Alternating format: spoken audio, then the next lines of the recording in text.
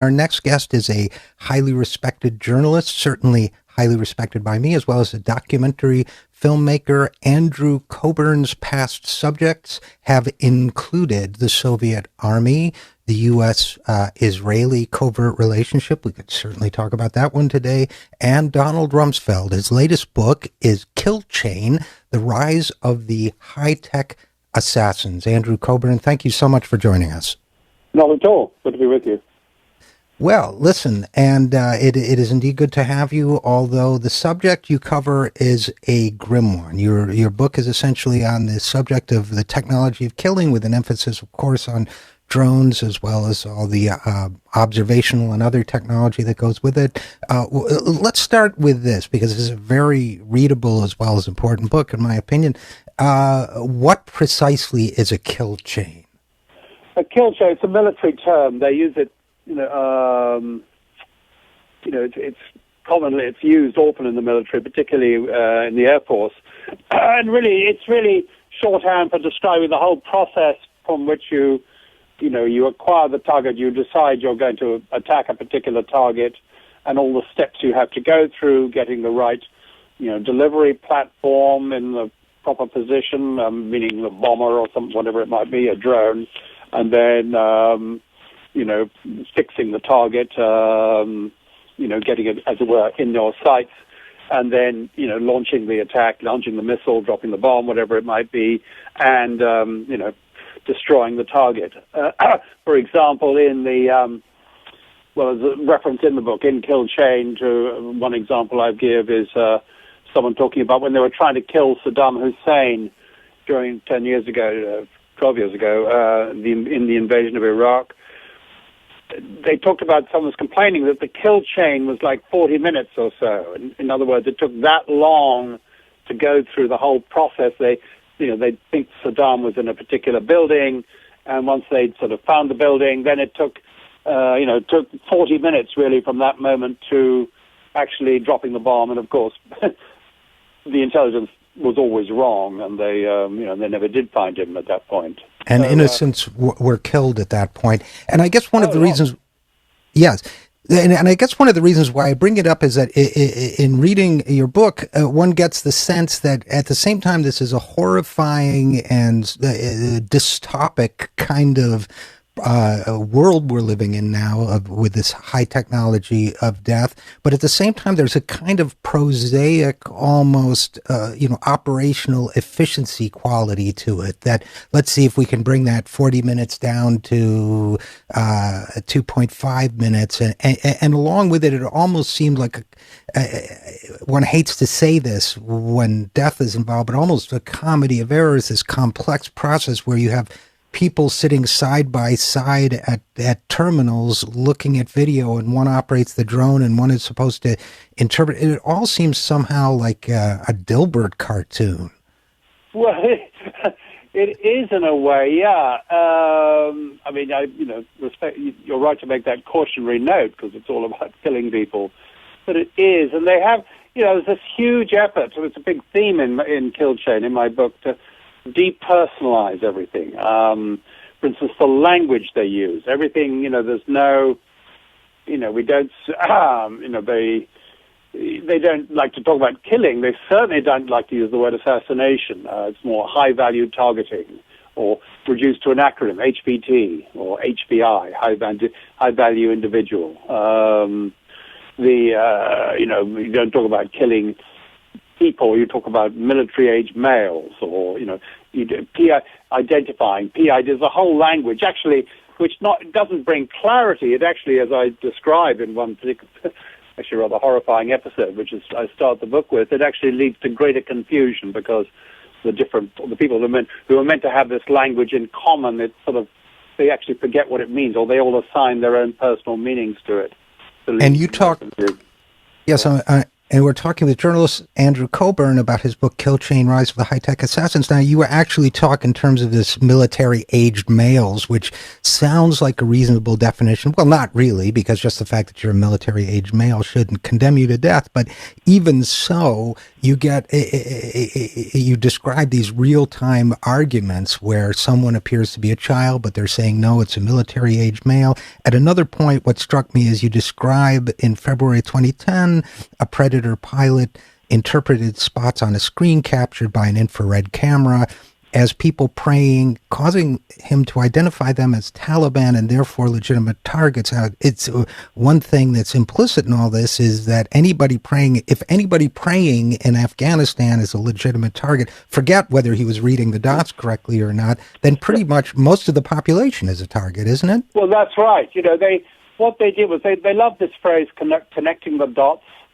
And in this actually overall, it's not just here, but in this specific example, which is the first chapter in Kill Chain, they take a very limited series of or rather sort of blurry dots, blobs, really, because that's the visual acuity of a drone, especially at night, and they connect them up, but they get it all wrong because they have this fixed idea that, there's one little bit of evidence, which is actually two vehicles flashing their headlights at a third, which is actually a bunch of, as readers would discover, a bunch of very poor men, women, and children who are trying to get to Kabul in hope of getting work or getting back to school. Civilians traveling through the night, and this is considered suspicious. And then they add on to that when they see them praying as dawn comes up. And that's two things. Taliban pray. They pray. They've been taught that the Taliban always pray and wash themselves before an attack, which may or may not be true. But they said the fact that 1 billion Muslims do it every morning as well, is considered immaterial. So they impose this pattern. Then a third thing happens, which actually contradicts the first two. And they discount that. So it's just like fitting everything into a framework to give yourself an excuse to kill someone. And it seems that part of that framework to give yourself an excuse to kill someone, we're talking with Andrew Cockburn about his book, Kill Chain, it seems to me there's almost a theological or ritualistic error about the technology used, as if somebody just looking out a window and barely being able to make out people, but seeing that they're praying or whatever, you would use your common sense and say, well, that's no indication that they're a target. But somehow if it's done through the eyes of a Predator drone camera or some other technology, that somehow we're dealing with a technology, a data from the world of technology rather than human intelligence. And somehow, I'm not sure if I'm being entirely clear, but I get the sense in your book. No, you're absolutely right. It's the technology gives it a mystique. Yes, exactly. And we're all, and it's the big selling point. I refer in the book to a particularly sort of wonderful thing they claim they have, which is a pod attached to the sort of glorified camera, really attached, which they can attach to a drone. It's called Gorgon Stare. They have these grandiose names.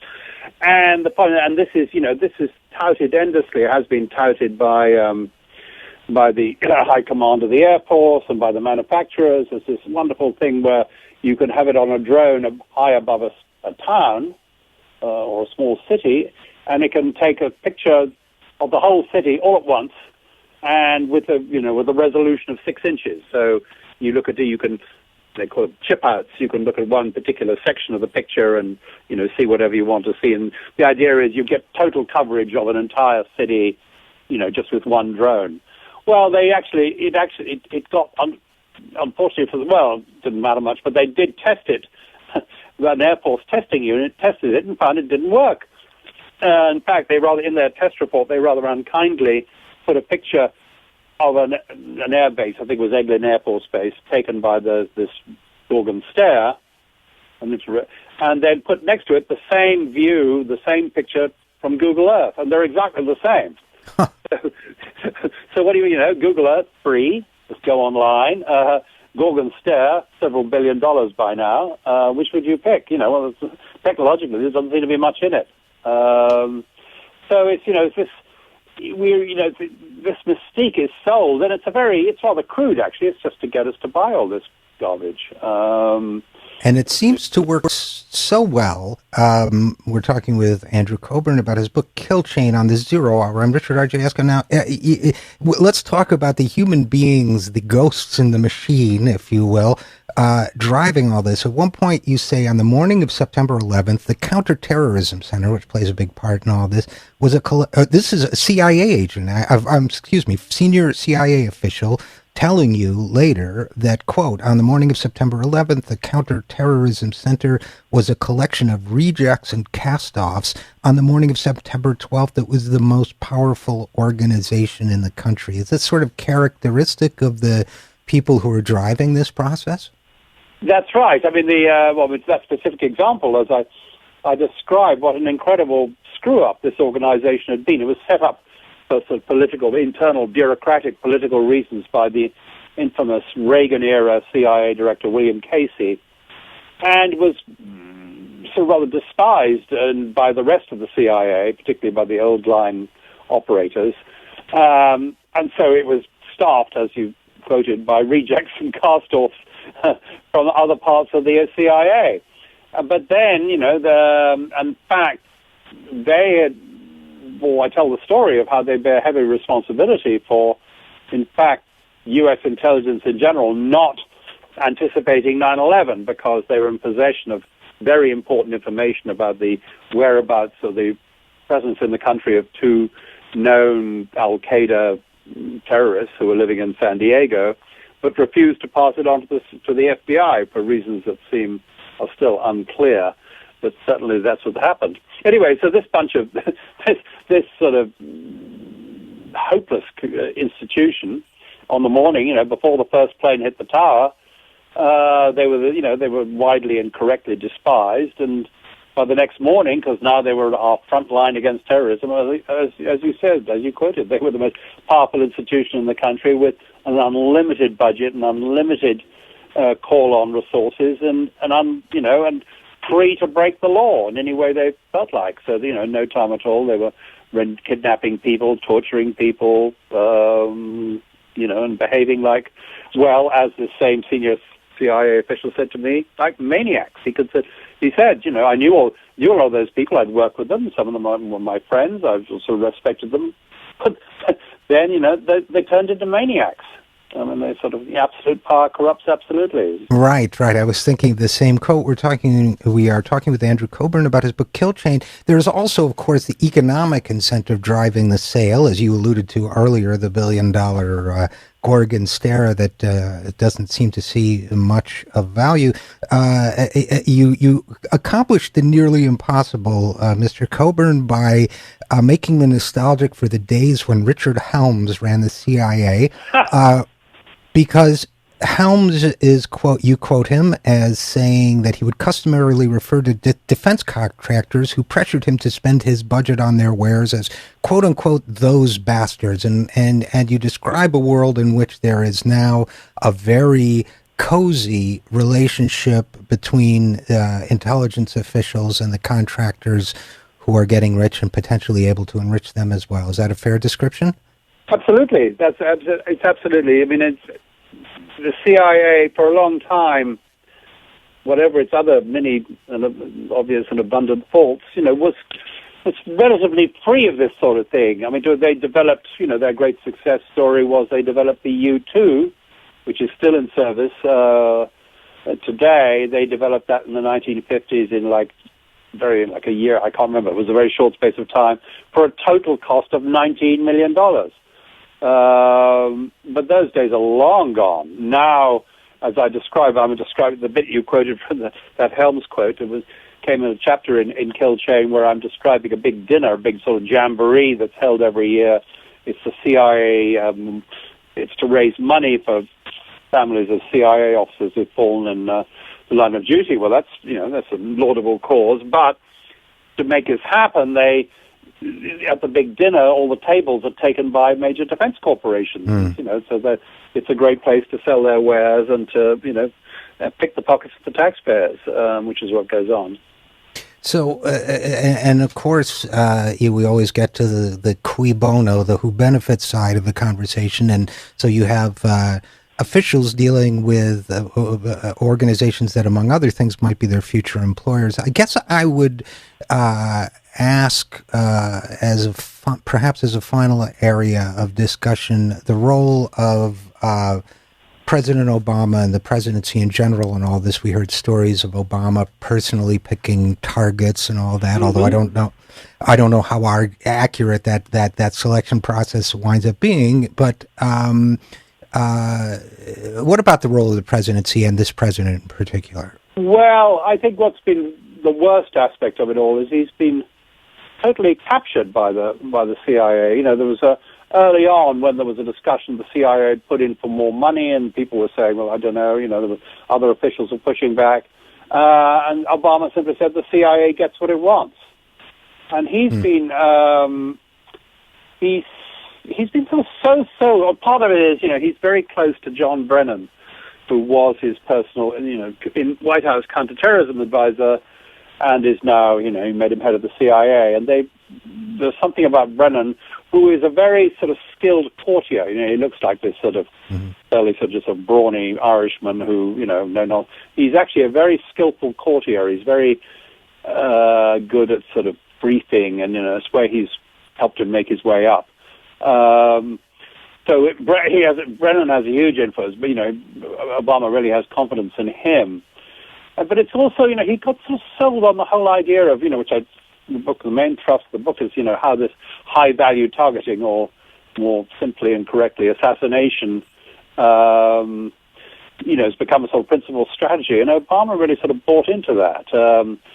Leon Panetta says in his memoir, who was the previous CIA director under Obama, he says Obama told him early on, he said the main priority of U.S. intelligence is to find Osama bin Laden and, implicitly kill him.